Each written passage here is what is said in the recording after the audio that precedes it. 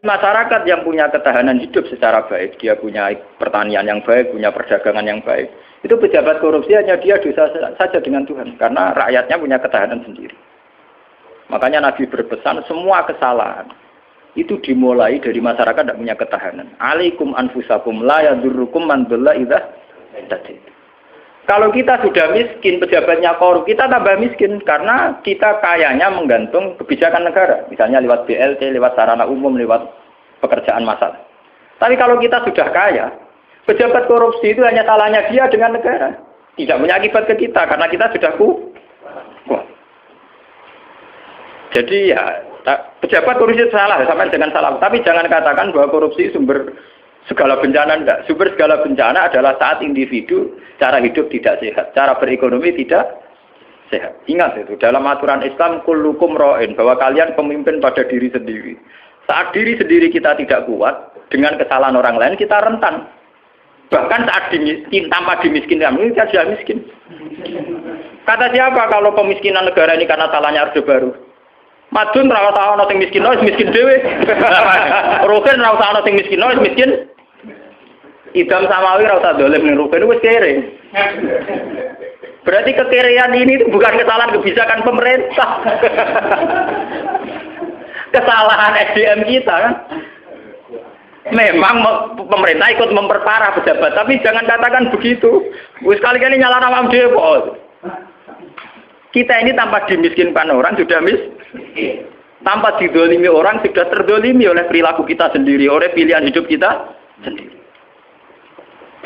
Yang orang salah sing melarat kok melarat.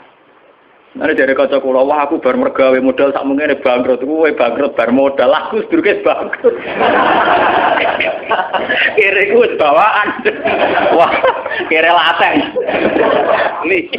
Artinya kere-kere kita ini adikan pejabatnya wis hasil iku ya tetep kere. Mohon kalau terusakan saniki. Lah, ketika kebenaran itu ternyata tidak sesuai dengan perilaku pejabat atau perilaku sebuah pemerintahan itu kayak apa? Nah ini terus babu wujubil ingkar alal umara fima yukhalifu syar'a wa tarki qitalihim ma sallallahu wa nahwi dzalik. Ini panduan bagaimana ketika kebenaran itu benturan dengan pejabat-pejabat yang korup, yang salah, dengan hukum-hukum pemerintahan yang salah, itu gimana? Ini langsung kalau baca hadisnya. Bahwa saat demikian kita wajib ingkar, tapi tidak harus perang. Ini kalau baca. Haddatsana Haddad bin Khalid, haddatsana Hammam bin Yahya, haddatsana Qatadah anil Hasan, Ad-Dubbah bin Mihsan, an Ummi Salamah, anna Rasulullah sallallahu alaihi wasallam. Saat aku nu umaro fata'rifu nawatungkirun. Faman arafa bari'a wa man angkara salima. Walakin man radiya wa taba'a. Qalu afala nuqatiluhum qala la ma sallab. Ini panduan saat kita sebagai orang soleh ngadepi pejabat-pejabat yang nakal misalnya. Saat aku nu bakal ana sapa umaro pira-pira pemimpin, pira-pira amir, pira-pira pemimpin. Pemimpin ini bisa pejabat, bisa pemimpin kultural, pemimpin ormas, pemimpin umara jamu amir. Fatarifuna mongko kenal sira kabeh tapi watung kiru nalan ingkar sira kabeh. Kowe iso kenal tapi ya ingkar karena ya mungkin perilakune sing enggak bener. Faman arafa bariya. Faman mongko te sapane wong arafa gelem kenal sapa man bariya, mongko bebas sapa man. Maksudnya kenal ya terus iso milah-milah mana yang baik, mana yang buruk. Waman disapane wong angkara iku ingkar sapa man, salima mongko slamet sapa man. Kowe ra kenal bupati utawa gubernur utawa pejabat sing korup sing nakal. Iku sing ingkar slamet. Lah sing ra slamet sapa? Melane mati korupsine niku. Walakin man radiya wa ta. Walakin man radiya, tetapi nek sing ra slamet ya ridho cocok wa ta ya anut wah cocok pinten to. Mergo untuk bagian. Satu rumah nonton biasa wae.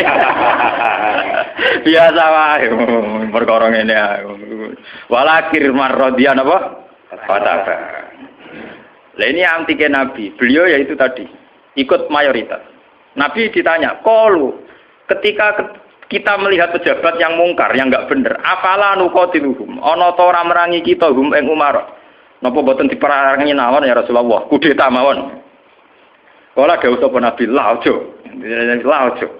Masallah selagine mereka ijek salat. Ini menunjukkan bahwa Ini loh, ini hadis sahih bahwa ajaran Nabi untuk melihat kemungkaran itu tidak ada yang ajarannya itu disuruh revolusi pakai kudeta itu tidak. Apalah nuqatiluhum, jawab Nabi napa? Lah, jangan. Apa tidak kita perangi ya Rasulullah? Jawab Nabi napa? Jangan. Tapi antiken Nabi itu hanya punya syarat satu, lama sholat, selagi pejabat-pejabat itu masih sholat. Ini ngaji kelas tinggi, amun salah paham. Kenapa Nabi hanya minta syarat satu sholat? Bagi seorang Nabi, selagi dunia ini masih ada orang sujud kepada Allah, masih menjaga konstitusi agama yang berupa sholat, yang disembah masih Allah, itu masih normal. Mungkin pejabat itu punya kesalahan, dia korupsi, dia menggencet rakyat, dia apa. Tapi selagi dia sholat, kata Nabi itu tidak boleh revolusi. Nah itu kan menjadi misteri. Apa kira-kira alasannya Nabi kok hanya bersyarat lama sholat selagi masih sholat? Kemungkinannya dua.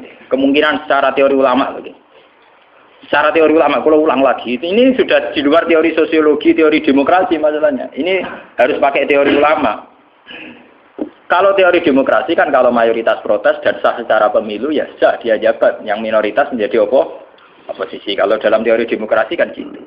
Cuma kalau namanya teori demokrasi kan kalau satu Indonesia maling semua terus partai maling mayoritas ya yang jabat harus maling. Makanya kalau ingin BTS itu supaya legal, Indonesia jadi BTS bikin partai lonte itu kalau menang ya jabat. Karena yang dipakai demokrasi adalah suara terbanyak. Loh iya, terus resikonya demokrasi kan suara terbanyak harus dilegalkan mimpin kan? Kalau terbanyak gendut semua ya harus. Makanya preman kemarin kalah sama jenderal kan dia kurang solid, dia harusnya orang jadi preman dulu semua. Bikin partai preman itu kalau mayoritas ya harus jabat. Nah ini saya bicara tentang teori ulama. Kenapa Nabi mensyaratkan jangan kamu revolusi, jangan kamu kudeta, selagi mereka masih sholat. Bagi seorang nabi, bagi seorang ulama, bagi seorang wali, selagi makhluk yang di dunia ini masih bertautan dengan langit, bertautan dengan Allah, berhubungan dengan Tuhan, itu masih dianggap normal. Masih dianggap apa? Normal. Bukan benar loh ya, normal. Karena ya wa ma khalaqtul jinna wal insa illa liya'budun. Makanya caranya harus sholat. Karena masih normal. Artinya seorang nabi itu tidak jagal-jagal amat ketika seorang yang nakal itu masih sholat. Seorang yang zina masih sholat. Karena masih sholat itu artinya masih ngaku eksistensi Tuhan. Artinya dia masih ngaku eksistensi apa? Tuhan. Karena sudah fase tidak sholat itu sudah tidak ngaku eksistensi Tuhan. Dia bisa keceluk komunis atau ateis atau apa saja. Lebih parah lagi.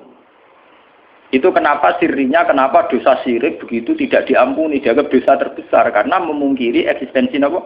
Tuhan. Selagi orang masih sholat itu ngaku eksistensi Tuhan. Ya sama saya pikir ya. Nah, tapi korupsi kan menyengsarakan rakyat. Korupsi itu menyengsarakan rakyat dalam konteks rakyat yang nggak punya ketahanan. Karena misalnya APBD dikorupsi bupati sehingga tidak ada pembangunan Bantul atau Sleman atau negara mana saja. Paling banter sarana umum yang terbengkalai. Tapi masyarakat yang punya ketahanan hidup secara baik, dia punya pertanian yang baik, punya perdagangan yang baik. Itu pejabat korupsi hanya dia dosa saja dengan Tuhan karena rakyatnya punya ketahanan sendiri. Makanya Nabi berpesan semua kesalahan itu dimulai dari masyarakat tidak punya ketahanan. Alaikum anfusakum la yadurrukum man dhalla idza tadi. Kalau kita sudah miskin, pejabatnya korup, kita tambah miskin karena kita kayanya menggantung kebijakan negara, misalnya lewat BLT, lewat sarana umum, lewat pekerjaan massal. Tapi kalau kita sudah kaya, pejabat korupsi itu hanya salahnya dia dengan negara, tidak punya akibat ke kita karena kita sudah kuat. Jadi ya pejabat korupsi itu salah, sama dengan salah. Tapi jangan katakan bahwa korupsi sumber segala bencana, enggak. Sumber segala bencana adalah saat individu cara hidup tidak sehat, cara berekonomi tidak sehat. Ingat itu, dalam aturan Islam kullukum ra'in, bahwa kalian pemimpin pada diri sendiri. Saat diri sendiri kita tidak kuat, dengan kesalahan orang lain kita rentan. Bahkan saat tanpa dimiskinkan, kita sudah miskin. Kata siapa kalau pemiskinan negara ini karena salahnya Orde Baru? Madun ra usah ana sing miskin, miskin dhewe. Rugen ra usah ana sing miskin, miskin. Idam Samawi ra usah dolim ning Rugen wis kere. Berarti kekerean ini itu bukan kesalahan kebijakan pemerintah. Kesalahan SDM kita kan. Memang pemerintah ikut memperparah pejabat, tapi jangan katakan begitu. Wis kali-kali nyala nama dhewe. Kita ini tanpa dimiskinkan orang sudah tanpa didolimi orang sudah terdolimi oleh perilaku kita sendiri, oleh pilihan hidup kita sendiri. Yang orang salah sing melarat kok melarat. Nanti dari kaca kula, wah aku bar mergawe modal sak mungkin bangkrut, kowe bangkrut bar modal, aku sedurunge bangkrut. Kira ku bawaan. Wah, kira lateng. Nih. Artinya kira-kira kita ini adikan pejabatnya wis hasil iku ya tetep kere. Jadi Bupati Bantul, Cek Sleman, Cek Diae, ora korupsi lah sing kere tetep kere. Wah repot, tapi nyalahno sapa? Tunggale sistem pendidikan nasional dirubah nganti ngelu Mendiknas ya. Wong datare SDM rendah atau sinau tetep bento. Sebelum ada paket-paket UNAS ya wis do bento. Bentone ora salah pemerintah, ora gelem belajar. Apa susah ae sih ora usah sekolah belajar dhewe maca-maca buku tak apa. Jadi kita ini kan bodoh sedurunge dibodhokno, melarat sedurunge dimelarat.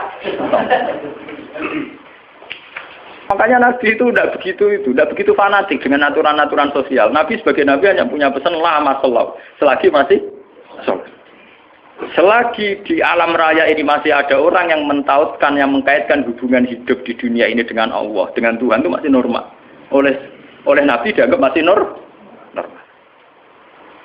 Jika Nabi kalau nyurati raja-raja ya kamu masuk Islam. Setelah Islam kamu selamat. Itu Nabi tidak ada syarat bahwa kamu harus menjadi rakyat saya, pengikut saya itu enggak. Karena ya seorang Nabi itu hanya butuh supaya dia manusia di alam raya ini punya tautan, punya hubungan dengan hukum Tuhan. Makanya Nabi ngendikan lama sholat, selagi masih sholat. Itu kemungkinan pertama.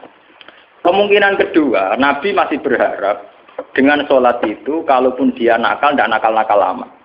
Tidak mungkin seorang yang sholat istiqomah, kemudian nakalnya nakal-nakal amat. Karena tidak mungkin dengan kekuatan sholat itu kemudian menjadikan perzinaan menjadi kebutuhan. Menjadikan minum menjadi kebutuhan. Paling aksiden. Kelebihannya orang sholat, kalaupun dia zina itu aksiden. Gak kuat ngempet, kecelakaan. Apa nyabu, gak kuat ngempet, kecelakaan. Dia tidak akan menjadikan kecelakaan atau kesalahan kayak zina minum sebagai kebutuhan. Itu beda dengan orang yang tidak beragama. Bisa menjadikan fisik kebutuhan, minum kebutuhan, nyabu kebutuhan. Kelebihannya agama adalah sebuah kesalahan itu hanya aksiden, kecelakaan, kepleset. Mulanya dalam bahasa tasawuf darani kepleset. Dia berkomitmen anti zina cuma karena sebagai manusia tahu kepleset zina. Dia anti narkoba, kepleset narkoba. Dia tetap anti kemungkaran sebagai manusia kepleset di kemungkaran. Itu beda dengan saat kita ateis atau komunis. Kita dari awal tidak percaya surga neraka, tidak percaya Tuhan, tidak percaya sanksi. Maka semua kesalahan ini ada salah, tidak ada benar. Nah, itu tidak normal. Cara Nabi kalau kondisi sudah gitu itu sangat tidak normal. Paham ya? Makanya harus dibedakan kesalahan yang menjadi kebutuhan dengan kesalahan menjadi aksiden, hanya kecelakaan. Ya kayak Rokan sebagai sufi ya bukan merem, tapi sebagai uang ya kadang kecelakaan dulu orang ayu. Tapi dia yakin itu dosa, yakin dan ya istighfar. Itu kelebihannya agama kan gitu. Orang ya di ruang salah tapi balik meneh, salah balik meneh. Makanya bahasanya orang agama itu kan munib, orang yang mudah kembali. Ya karena kesasar barang mulai meneh. Jadinya munib, rojak. Agama itu ya syaratnya kan gampang kok munib, ya mudah kembali. Bar kesasar sithik balik meneh, kesasar meneh balik meneh. Lah sing repot nak ucul tenan ya. Ora lah mun parah dah niku. Makanya Nabi hanya punya syarat sholat. Maksudnya sholat, ya itu terus sekarang saya buka lagi kemungkinan ketiga. Sholat di situ itu bisa bahasa secara personernya menyebut satu bentuk, ya bentuk sholat. Ada mungkin artinya itu institusi ibadah. Napa institusi napa? Ibadah. Selagi mereka masih membolehkan orang sholat atau selagi institusi agama itu masih boleh jalan. Karena kita hidup di negara macam-macam. Kalau di Indonesia, presiden tidak sholat itu jelek. Coba kalau sampean warga Singapura atau sampean ditakdir menjadi warga Thailand. Tentu kita sebagai muslim dipatani di Thailand hanya bersyarat yang penting pemerintahan tidak memberangus masjid. Yang penting pemerintahan tidak mengganggu aktivitas masjid. Makanya masolog saja artinya selagi tidak menghalangi institusi agama yang bernama sholat. Bisa saja pejabatnya itu tidak sholat. Kayak kita misalnya ditegur dari warga Thailand atau kita warga Singapura. Mungkin PM-PM-nya ada sholat, pejabatnya ada sholat. Tapi masalah bagi kita saat tidak sholat melarang orang sholat. Dan tidak menjadi masalah kita saat mereka ada sholat, tapi tidak melarang institusi sholat. Paham ya? Artinya selagi masih tidak menghalang-halangi institusi agama yang bernama sholat, itu kita tidak usah revolusi. Kecuali kalau sudah menghalang-halangi sholat. Makanya di Quran diterangkan, masalah perang itu harus kita lakukan. Ketika ada lahud dimat suami wa biya'u wa sholawatu wa masajidu yudkaru fiha ismullahi katsiran. Itu hebatnya Quran. Jadi dari awal Quran itu ingin sekali nggak ada perang. Kecuali kalau simbol-simbol agama dihalang-halangi, dihanguskan. Makanya di Quran nonton ayat walau la daf'u hinna sabadhum bi ba'dil lahud dimat suami'u wa biya'u wa sholawatu wa mata jita yuzkaru fiha ismullahi katsiran wa la yansuranallahu mayyan. Oke, ada perang kalau simbol-simbol agama, institusi agama sudah dilanggar. Yaitu misalnya masjid tidak boleh berdiri, orang tidak boleh sholat. Nah, kita sebagai ulama, sebagai seorang muslim, perhitungan kita sederhana. Selagi bangsa Indonesia atau pejabat Indonesia tidak menghalang-halangi institusi yang bernama sholat, ibadah, kita harus mengakui itu pemerintahan yang sah. Karena kita sebagai orang yang beragama, hitung-hitungan kita sholat saja. Orang untuk duit atau orang, pokoknya kalau itu hitung-hitungan. Ya, aku nak umat ulama itu ya, umat ulama yang ini gitu. Nah umat gendone ya ngitung duit. Ya karena umat-umat. Mari dosanya kan mau eksiden, umat kecelakaan. Orang laten, orang dosa apa? Kan rum komunis kan kita ada komunis orang. Makanya lama sholat itu bisa saja artinya yang penting institusi sholat itu tidak terganggu. Makanya banyak dulu ulama-ulama dulu yang hidup di Tashkent, di Azerbaijan. Dulu Imam Bukhari itu orang mana? Sampean kira orang Bukhari itu orang Mekah atau Madinah? Tidak, dia orang Azerbaijan. Sekarang ikut Tashkent. Makanya kalau kitab-kitab dulu namanya As-Samarqandi. Samarqandi itu Tashkent. Sekarang kalau tidak ikut Ukraina atau Azerbaijan, makanya kawasan sana di Bukhara. Itu dulu ya biasa saja mereka punya raja yang tidak Islam atau apa. Biasanya taruhannya saja itu baik, tidak menghalangi orang sholat. Makanya dulu Nabi ketika di Mekah ya biasa hijrah ke Habasah ke Ethiopia. Saat itu rajanya tidak Islam. Nabi mengira diperlakukan secara baik. Artinya saat Nabi beragama tidak dilarang. Ternyata di Ethiopia, di Habasah saat Nabi beragama dilarang. Artinya ukurannya itu tidak harus Islam. Tapi yang penting saat kita beragama tidak dihalang-halangi. Paham ya? Dalam tarikh kita kan begitu tuh. Makanya Nabi perhitungannya satu. Dalam kekecewaan kita terhadap pejabat, terhadap pemerintah, yang penting jangan ada kudeta, jangan ada revolusi yang berdarah-darah. Lama sholat, selagi masih ada sholat. Makanya kemungkinannya itu kalau dalam konteks Indonesia pejabatnya sholat, kalau dalam konteks non-Islam, yang penting pemerintahnya tidak menghalang-halangi orang sholat. Misalnya kayak di Amerika, di Eropa itu kan masih banyak yang baik, itu masjid tetap boleh berdiri, aktivitas Islam boleh. Itu masih normal ya. Dalam pandangan Nabi begitu itu masih apa? Normal. Nah, lewat ngaji ini biar jenengan tahu betul bahwa sebetulnya kita sudah punya panduan politik. Ya panduan politik, panduan sosial itu kita sudah punya dari Nabi. Ya, masalahnya roh tak orang menurut dan roh kitabe tak orang. Lalu tak ulang, mulanya tak ulang. Mulanya kita ulang. Maksudnya pentingnya ngaji ini biarnya kita tahu. Sebenarnya panduan-panduan itu sudah ada. Lah bodohmu rung dibodohno wis bodoh lha iku malah perkara. Melarat dene tim melarat wis napa? Mbok melarat ngenteni dimlaratno wong. Dadi keren. Aku buang perut mari dhuwitku dibodohni wong keren. Sawangane melarate ngenteni dibodohni wong. Aja sampe ora tau ana sing bodohni wis melarat. Iku parah. Ora tau dibodohni ya ora tau bisnis kok wis melarat. Subhanallah. Melarat sing apik to.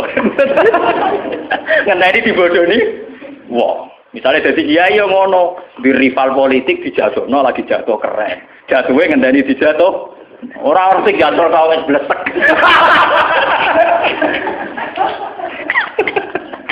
Mau ya jatuh ngenteni sing jatuhno tau kan lumayan. Sawangane ana sing dikambing hitam. Mau dise dadi kiai gara-gara disaingi ku terus ambles. Ora ono sing nyai kok wis ambles. Waduh. Mana jatuh sing terhormat, melarat sing sopan sithik urip. Dadi walakin man radhiya wa ta. Qalu padha matur sapa sahabat afala nuqatilu. Ana ta ora merangi kita ing Umar. Jawabe Nabi qala la, gak usah revolusi, gak usah perang sallallahu alaihi salat ya. Al-Fatihah. Alhamdulillah.